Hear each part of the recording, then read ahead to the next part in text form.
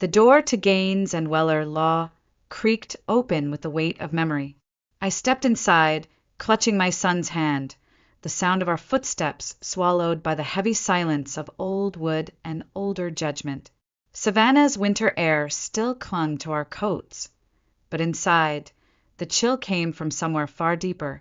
Across the polished mahogany floors and under the glow of antique brass sconces, I spotted them, my sister Lana, Uncle Dean, 2 cousins I hadn't seen since my mother's funeral, and a few family friends who had long forgotten how to even pronounce my name. No one stood. No one smiled. Just eyes. Cold. Measuring. Dismissing. She'll get nothing. Dad hated her. The words sliced through the room like a serrated knife. Lana hadn't even waited for the lawyer to sit down. She said it with a smirk, her voice high and clear, as if it were a toast at a celebration. Her husband, Henry, chuckled beneath his breath.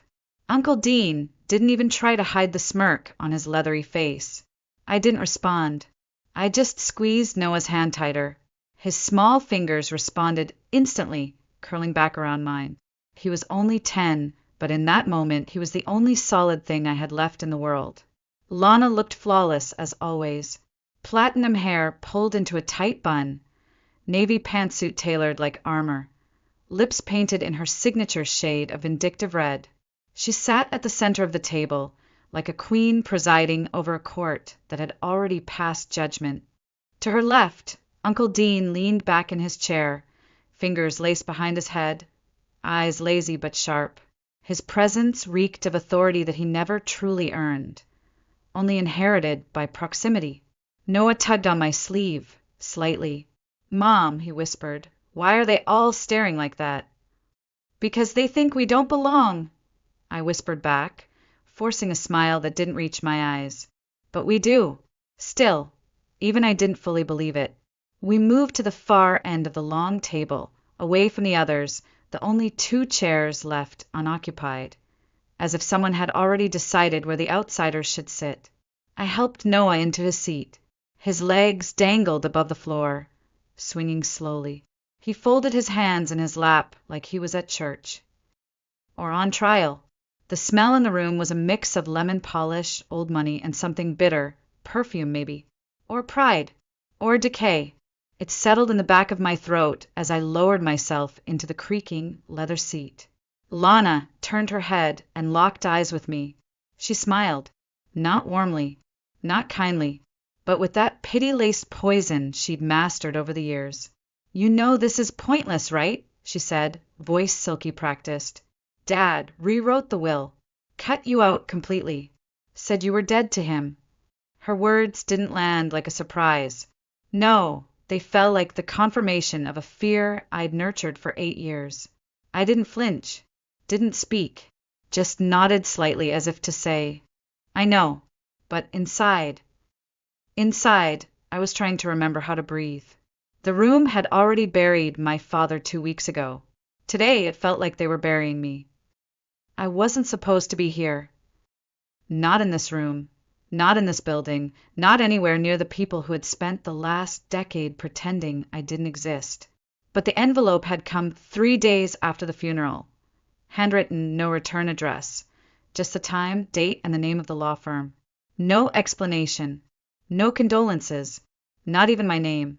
I'd stared at it on the kitchen counter for hours, unsure whether it was an accident or a final jab from the grave. But it wasn't me who made the decision to come. It was Noah. We were sitting on the couch, him quietly sketching dragons in the corner of a notebook, when he asked, "What if Grandpa left you something?" I laughed, bitter and automatic. Like what? A list of people to avoid. But he looked up at me with those wide, steady eyes that didn't belong on a 10-year-old, and said, "Maybe there's something you need to hear." That was Noah, always watching, always understanding things no one had taught him yet. I didn't know how he saw through the layers people spent years building. But he did, so I said yes. I dug out the black dress I hadn't worn since my mother's funeral, ironed it in silence, and helped Noah button up the little collared shirt he'd picked out himself. As I braided his hair, my hands trembled so badly I had to start over twice. He didn't ask why. He just said, "You look beautiful, Mom." And somehow, that was enough to make me walk through that door today. 8 years. That's how long it had been since I last stood in a room with any of them. Since I had packed 2 suitcases, a diaper bag, and walked out of my father's house with Noah on my hip and my name dragged through the dirt. They never asked why. They didn't ask why I left a husband who punched holes in the walls. They didn't ask what it felt like to hold a screaming toddler in a locked bathroom while your husband pounded on the door. They didn't ask what it cost to walk away from a life that looked perfect on paper just to protect something no one else could see. Instead, they labeled me a quitter, a disgrace, a daughter who couldn't handle real life, the girl who abandoned her family. My father, Franklin Moore, didn't speak to me for 5 years after I left. Not a single call, not a single text. And when I brought Noah to his porch one autumn evening, hoping maybe time had softened something, he opened the door, looked at me like a stranger, and shut it without saying a word. Uncle Dean didn't help. He always parroted my father's old world code. Family doesn't quit. Blood is loyalty. He said it at every reunion, every holiday, every Sunday dinner. And Lana, oh, she took those words and turned them into gospel, into performance. She was the one who stayed, the one who cooked for Dad, cleaned for him, took pictures holding his hand at the hospital and posted them with captions like, "Cherish every moment." She wasn't trying to help him. She was building her legacy. And I was the ghost they never spoke of. So I built something else.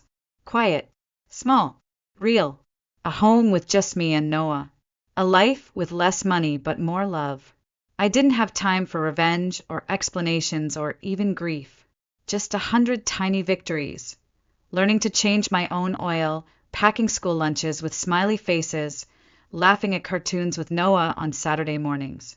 But a part of me, the smallest, most foolish part, still hoped that in the end my father had remembered me. That somewhere beneath the silence, the anger, the shame, there was still a trace of the man who once carried me on his shoulders through the oak-lined streets of Savannah. A father who had loved me once. And maybe that's why I came today. Not for money, not for fairness, just for proof that I hadn't been erased. The room settled into an expectant hush as the door opened again and Mr. Gaines entered, gray suit pressed sharp as ever, his briefcase clutched like a weapon. He had always reminded me of an aging falcon, precise, unreadable, with a gaze that never softened. Even now, with my father gone, Mr. Gaines moved with the kind of careful authority that said this was routine. Just another will, just another fractured family. He gave a short nod, then took his seat at the head of the table, directly across from Lana. "Thank you all for coming," he said, voice low but clear. "As executor of Mr. Franklin Moore's estate, I'm here to read the terms of his final will, updated 6 months ago and signed in the presence of 2 witnesses." Lana straightened her spine. Uncle Dean leaned forward, elbows on the table. I stayed where I was, at the far end, invisible by design. The reading began with the usual formalities. Name, date, declarations of mental clarity. I barely heard them. My mind buzzed with white noise. My eyes were fixed on a scratch in the polished wood near my elbow, spiraling like a maze with no exit. Then came the bequests. To my daughter Lana Whitmore, I leave the primary residence at 812 Gardenia Street and all its contents. Lana didn't flinch. Her expression didn't change. But I saw the flicker of satisfaction in her eyes, like a spark behind frosted glass. Henry squeezed her knee under the table. To my brother, Dean Moore, I leave full ownership of Moore and Moore Holdings, along with all assets held under that entity. Dean nodded slowly, as if he'd been expecting nothing less. To my grandson Tyler, I leave the collection of vintage watches and antique firearms. Tyler, a cousin I hadn't spoken to in over a decade, grinned, and leaned back like he'd just hit the jackpot. The list went on. Jewelry, art, a summer cottage in Hilton Head. Every name read aloud sounded like a nail in my coffin. And then finally it came. And as previously declared, Mr. Gaines said, his tone dropping just slightly, my daughter Evelyn Moore shall receive no portion of this estate. Silence. Total. Like the world held its breath, just to watch me crack. I didn't blink. I didn't move. But my body, it screamed. My spine tensed, my stomach clenched. My jaw tightened until pain bloomed beneath my ears. Across the table, Lana let out the faintest breath, like someone suppressing a laugh. Dean shook his head and muttered something about loyalty. Noah's small hand slid into mine under the table. I hadn't realized I'd curled my fingers into fists. His touch was warm, solid, my anchor. But even that couldn't stop the sting. I had come here with no expectations, but hearing it out loud, seeing the finality of it, was a wound I hadn't prepared for. I stared down at the grain of the wood again. The patterns blurred, twisted. All I could think was, why did I come? What did I think I'd find here? The lawyer continued, voice now just a distant hum as he moved on to minor assets and disclaimers. No one looked at me. No one needed to. My erasure had been written, notarized, sealed in ink. Lana leaned slightly toward Henry and whispered something I couldn't hear. He smirked. Dean chuckled under his breath. And I sat there, a living ghost in a room of vultures. Until Noah let go of my hand, straightened in his seat, and calmly, clearly said, You forgot the video. For a heartbeat, I thought I'd imagined it. The room was mid-shuffle. Papers rustling, chairs creaking, Lana reaching for her designer tote, already preparing to celebrate her inheritance over wine and smirks. And then, those 7 words. You forgot the video Grandpa gave you. Noah's voice wasn't loud. It didn't need to be. It landed with a weight that silenced every movement in the room. Lana froze, her hand still midair over her bag.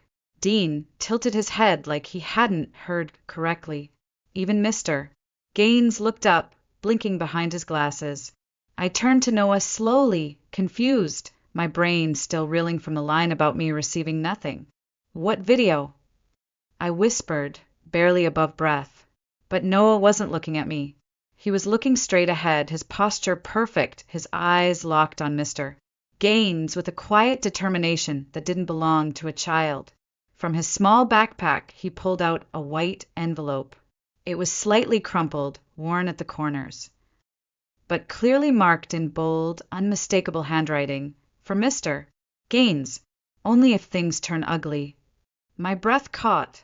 The handwriting was my father's.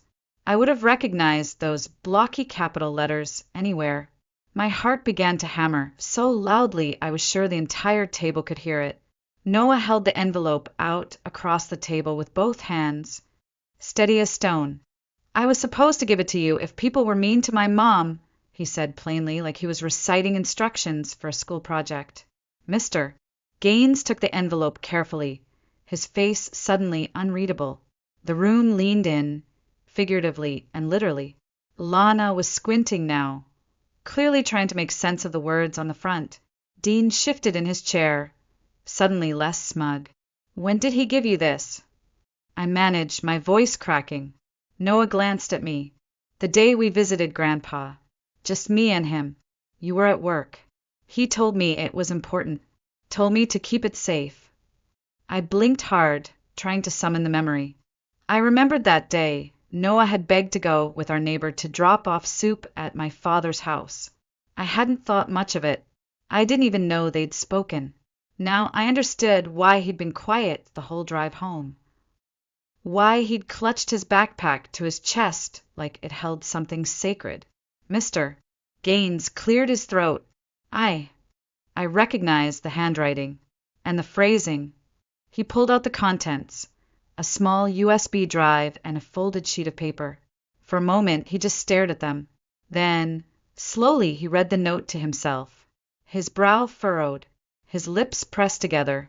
A flicker of emotion, surprise, maybe even guilt, passed through his usually impassive face. He looked up, eyes scanning the room before landing on me. "There is a video message," he said carefully, "from Franklin Moore, recorded prior to the final draft of the will, but submitted with instructions to be played only if." Things became contentious. Lana snorted. "This is ridiculous. He didn't tell me anything about a video." Dean leaned forward, voice harsher now. "We don't know what's even on that thing. Could be fake." "Mr." Gaines held up a hand. "It's time-stamped, authenticated. I witnessed the signature. And per Mr. Moore's written request. I am legally obligated to play it." He rose, walked to the side table, and retrieved a slim black laptop from his briefcase. The air in the room shifted, thickened. I could feel the tension like static before a storm. He inserted the USB. The screen blinked to life. A black screen. One word appeared, play. Noah didn't look nervous. He just sat back, eyes forward, waiting. I, on the other hand, was trembling. My fingers dug into the arms of the chair. My chest rose and fell in shallow bursts. What was on that video? Why now? What had my father left behind? "Mr." Gaines pressed the spacebar. And the screen went black. Then Franklin Moore appeared. The screen flickered, then steadied. And there he was, Franklin Moore, thinner than I remembered, paler. His once imposing shoulders had softened under a navy blue sweater, the one I'd given him for his 68th birthday, the last gift I ever sent. I hadn't known if he'd even opened the box. But here he was, wearing it. That alone knocked the breath out of me. He sat at his old desk, the same worn oak with the brass corners. Behind him, the antique globe we used to spin as kids still sat in its corner, unchanged, like a relic from a better version of this family. He folded his hands in front of him. Then, with a quiet breath, he looked straight into the camera. "Hi, Evelyn." The words hit like a wave. I gripped the arms of my chair so hard I thought they might splinter. No one moved. No one dared. He looked tired, but not cold. Not angry. Just human. "If you're watching this," he continued, "I'm gone. And I'm guessing things didn't go well." His fingers twitched slightly, a nervous habit I'd inherited. "I never thought there'd be peace between you and the rest of the family. I know what they think of you. Hell, I know what I said about you." He paused, eyes cast downward. When he looked back up, something had shifted. His voice was lower, slower. He wasn't reading from anything. These were his own words. I was wrong. 3 words I had never thought I'd hear in my life. "I believed Lana," he said. "I believed Dean. I believed what they told me you were, that you ran, that you didn't care, that you left us." He swallowed. His throat worked hard, like the truth was a stone lodged deep. "But I didn't ask you, did I? I didn't listen. You knocked on my door once. And I shut it. I shut the door on my own daughter. And my grandson." The room was still as death. Even Lana wasn't breathing. I thought strength meant pride, that walking away was weakness. But I was wrong about that too. Strength, he looked straight into the camera. Strength is showing up. It's protecting your child. And you did that, Evelyn. You did what I couldn't. Tears blurred my vision. My hand rose to cover my mouth, but the sob that escaped was silent. Noah, beside me, didn't look surprised. He only looked calm, like he'd been waiting for this. "I met Noah," my father continued, his voice cracking. "He came by one day with soup. You were at work. We sat on the porch. He didn't say much, but when I asked him about you, he said, 'My mom is the safest place in the world.' That did it. My heart shattered into something too soft to hold. I turned to Noah, but he didn't meet my gaze. He just kept watching. 'I lost you,' my father whispered. 'I see that now. I lost my daughter because I thought being right mattered more than being kind.'" He paused again, then straightened slightly. I won't let my last act be pushing you away again. He reached for a piece of paper, held it up to the camera briefly. Something signed, stamped. I changed the will. There was a sharp intake of breath somewhere in the room.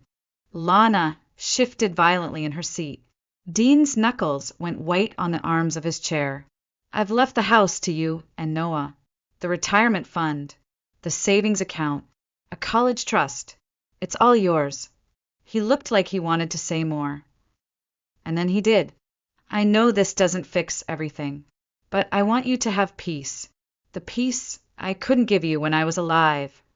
My tears were falling now freely. I wasn't even trying to stop them. If they're angry, he said, voice quiet, let them be angry. You earned this. You survived all of it. And you never stopped being a mother. That's more than I ever managed.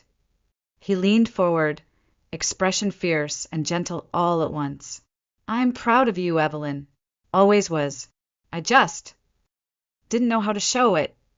He took one final breath, then added softly, take care of my grandson.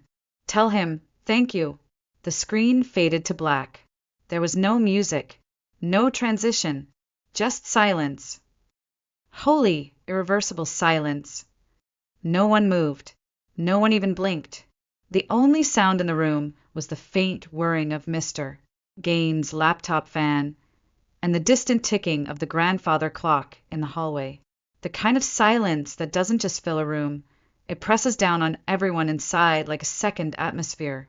I sat frozen, hand over my mouth, tears cooling on my cheeks, and my father's voice still echoing through the hollow spaces he'd left behind. You earned this. I'm proud of you. Tell him, thank you. Noah slipped his hand back into mine. Warm, solid, steady. My anchor once again. Across the table, Lana stood up so abruptly that her chair screeched across the wood floor like a scream. She grabbed her handbag with a hand that shook slightly and muttered, "This is a joke!" But her voice was too thin, too high, not convincing anyone, not even herself. Henry trailed behind her, red-faced and silent. He didn't look back. Dean stayed seated, jaw locked, eyes glued to the black screen like he could will it to change if he stared hard enough. His fingers drummed once against the table, then stopped. He looked toward Mr. Gaines as if to argue, but the lawyer simply closed the folder in front of him with quiet finality. It's all in writing, he said softly. Witnessed, notarized, filed. Mr. Moore's last recorded directive stands.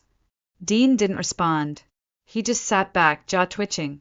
Then, with one sharp exhale, he rose and walked out. No godbis.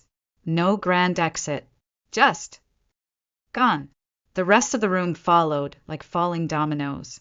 A few cousins offered small nods on the way out, some out of pity, maybe a few out of respect.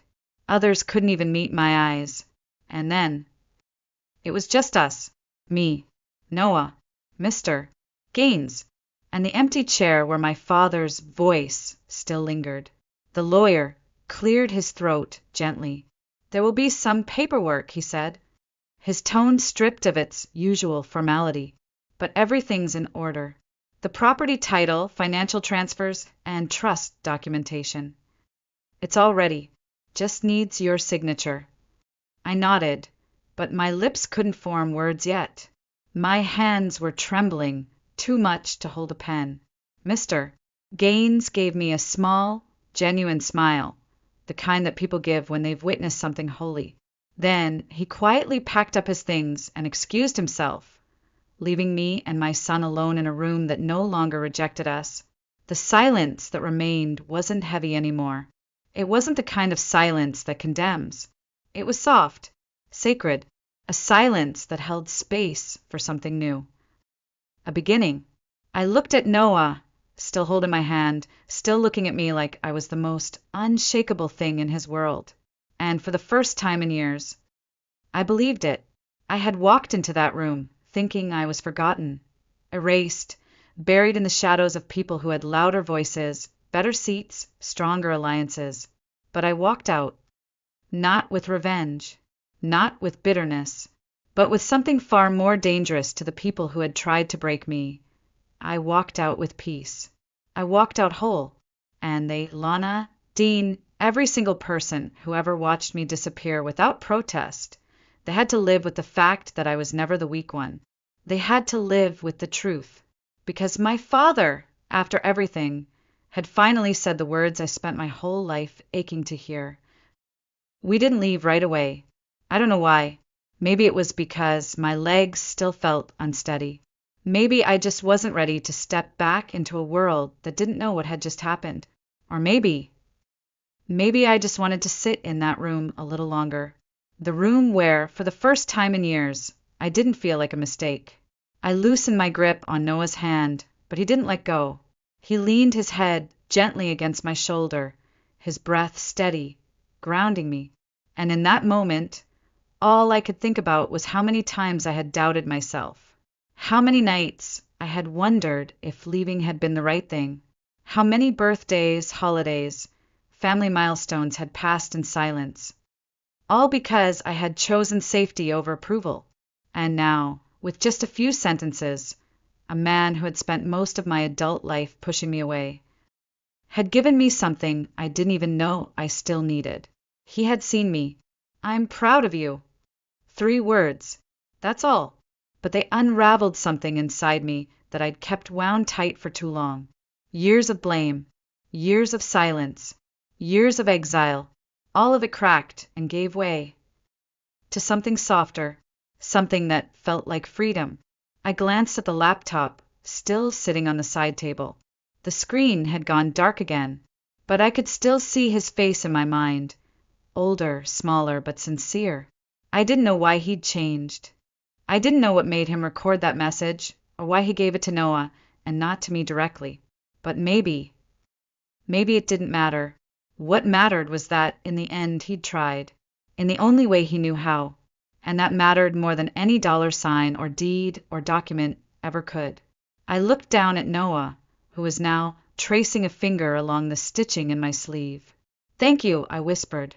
He tilted his head up, confused. "For what?" "For being braver than me," I said, my voice thick.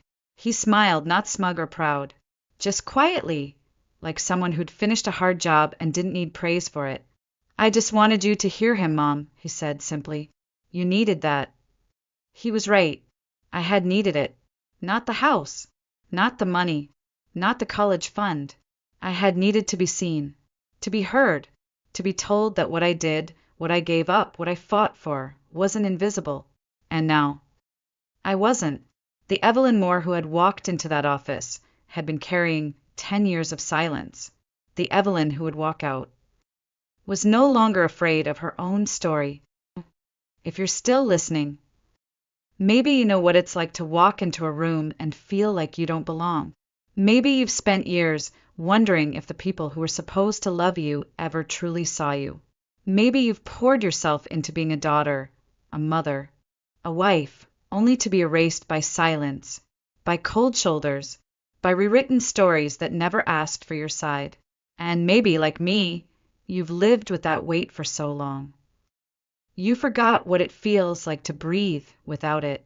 I'm here to tell you something I wish someone had told me years ago. You are not invisible, even if they try to erase you, even if they call you a disappointment, a problem, a stranger, even if the rooms you once called home now echo with names that aren't yours. You still matter. Sometimes truth takes time. It hides. It sleeps. It waits for the right moment. But when it arrives, when it finally steps into the light, it's undeniable. It's irreversible. And it doesn't need permission. I didn't walk out of that office with a victory dance. I didn't gloat. I didn't throw anyone's cruelty back in their face. I just held my son's hand. And for the first time in years, I walked with my head high. Not because I won something, but because I no longer believed I was worthless. Because someone had finally said, "I'm proud of you." But more importantly, I had started saying it to myself. So if you're listening to this and your story feels like mine, if your voice has been ignored, your worth questioned, your love rejected, please know this. you are not alone. You are not weak, and you are not done. There's still time for the truth to rise, and when it does, you won't need to explain yourself to anyone. They'll see it in the way you stand, in the way you walk away from their cruelty without flinching, in the way you smile not out of revenge, but out of finally being free. I used to think healing meant getting back what I lost, but now I know. Healing is remembering that I never needed their permission to be whole. I just needed to stop asking for it. So if this story meant something to you, if it reminded you of who you are beneath all the silence, please share it with someone else who needs to remember too. Let them hear it. Let them feel it. Because stories like these don't spread by accident. They travel by courage, and by the quiet power of one voice finally saying, I was here, I mattered, and I always did.